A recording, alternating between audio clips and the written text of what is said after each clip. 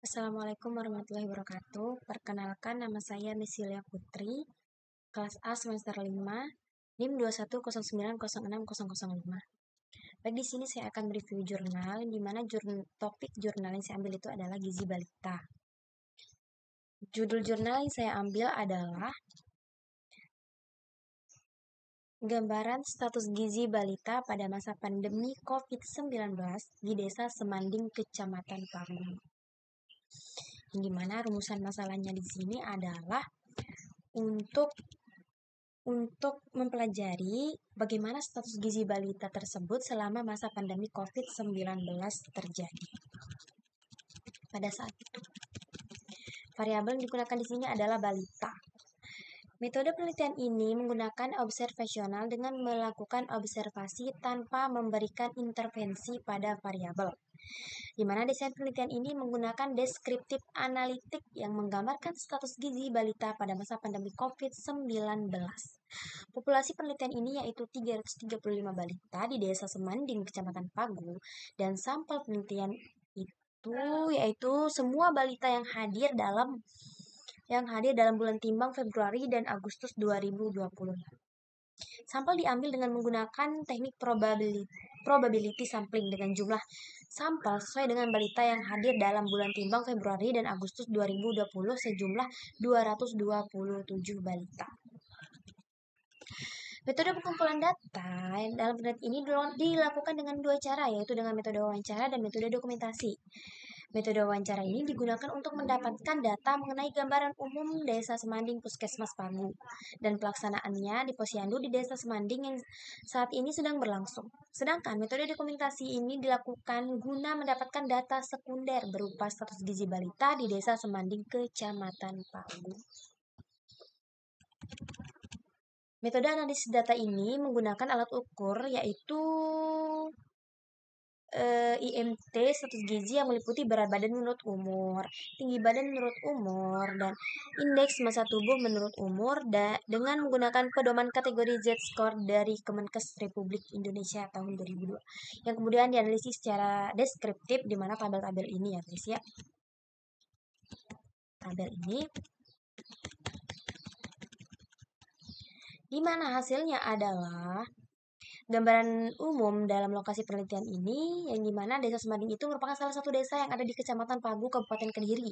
Jumlah penduduknya Desa Semanding pada tahun 2019 tercatat sekitar 3.960 jiwa, di mana laki-laki berjumlah 1.955 jiwa dan perempuan berjumlah 2.005 jiwa. Desa Semanding memiliki luas wilayah sebesar 330,2 hektar yang dibagi ke dalam dua dusun, yaitu Dusun Semanding dan Dusun Wonorejo. Seperti itu. Pada tabel yang kedua ini,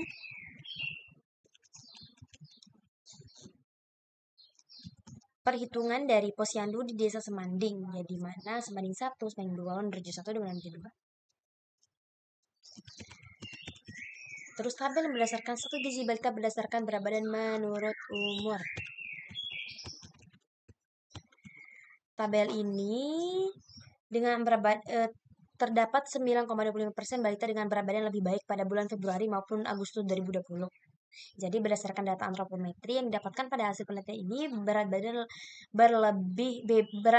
berlebih terjadi pada balita umur 1 sampai 10 bulan dengan berat badan yang berkisar antara 5,3 kg sampai 10,1 kg pada bulan Februari tersebut. Jadi, hasil dari penelitian dari tabel yang pertama, tabel yang ke-2, 3, dan ke-4 ini, di mana hasilnya itu menunjukkan bahwa status gizi balita ini berdasarkan berat badan menurut umur pada kelebihan berat badan memiliki jumlah tetap sebesar 9,25%.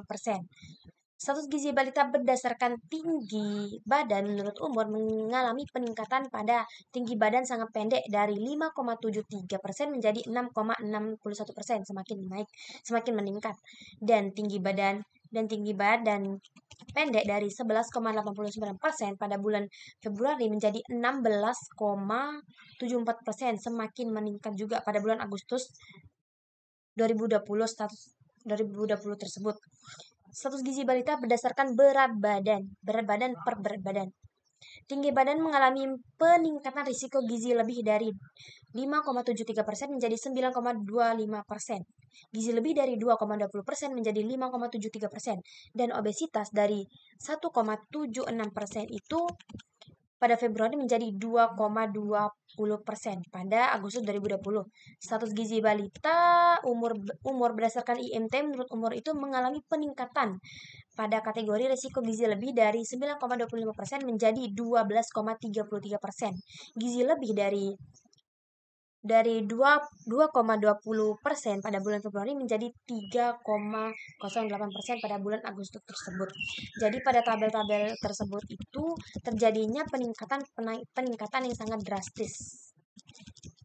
Jadi kesimpulannya adalah saat pandemi tersebut berlangsung, semua gizi buruk itu semakin meningkat. Seperti contohnya sangat pendek, peningkatan drastisnya semakin tinggi. Dan berat badan bayi, peningkatan risiko gizi lebih itu juga menaik semua. Obesitas dari yang sedikit menaik semua. Jadi saat pandemi tersebut berlangsung, semua gizi buruk semakin meningkat. Jadi saran dari penelitian ini adalah pelaksanaan posyandu perlu dipertahankan untuk terus dapat memantau dan menjaga status gizi balita.